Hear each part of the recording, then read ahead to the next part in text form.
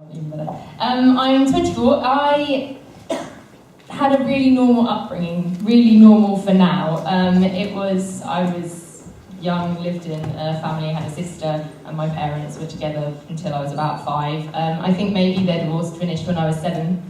And that's quite normal. It's a huge shame, but it is quite normal. And so I went through that when at a young age. I grew up in a single parent family with my mum, who's incredible. When I was about 7 probably, she came to church and became a Christian. I came along with her and had the privilege of coming to Sunday school and being in sort of a children's church environment when I was young.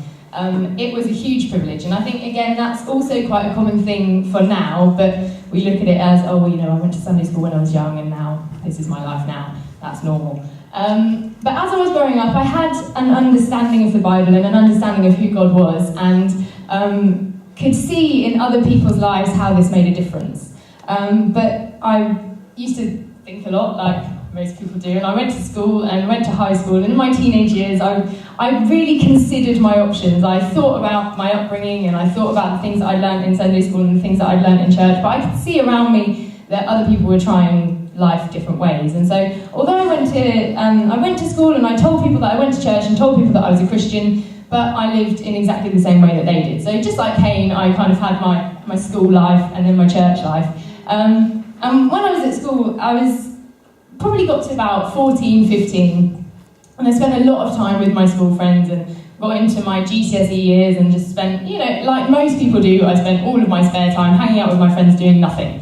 Then we got to about 16, 17, and they started to, you know, find things to do with their spare time. And I think that's where a lot of people wind up in situations they maybe don't want to be in. You get bored and you spend your time doing the things that other people around you are doing. And so I had my church background, and I had my understanding of Christianity always in the back of my mind. And so when I was maybe 16, 17, and my friends started to drink and to smoke a lot of weed, because we live in Norwich, and again, that's quite normal. And they started to do this, and I had the option to get involved.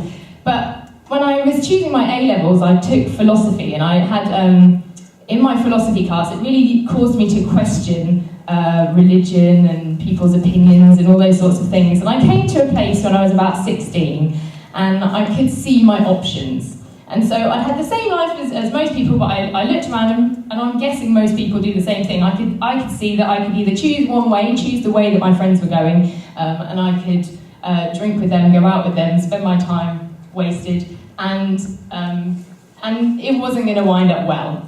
But then on the other hand, I had Christianity, and I could see there was a lot of truth in it, but I knew I was going to have to make some sacrifices. I knew I was going to have to sacrifice probably the status that I had around people, probably sacrifice some of the things that I quite enjoyed doing, and make a decision to serve God. But when I was 16, I realised there was too much truth in Christianity to ignore it. And, you know, having all of these options around me, I made a decision to follow God.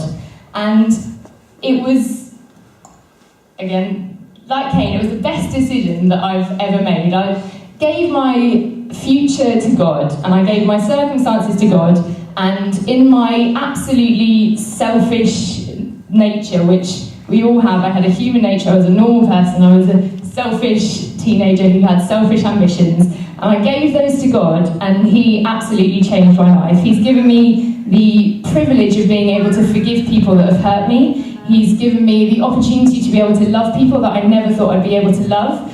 And this is something that only God can give. Money can't buy that lifestyle. When you look at how I could have followed them, I could have maybe gone, and okay, I would have studied and maybe, you know, ended up being a successful person, but success and money can't buy freedom in your mind, freedom in your heart, the option of loving people, the option of forgiving people that have hurt you. And that's what God can do, that's what God did for me, and hopefully He can do the same for you. Thanks.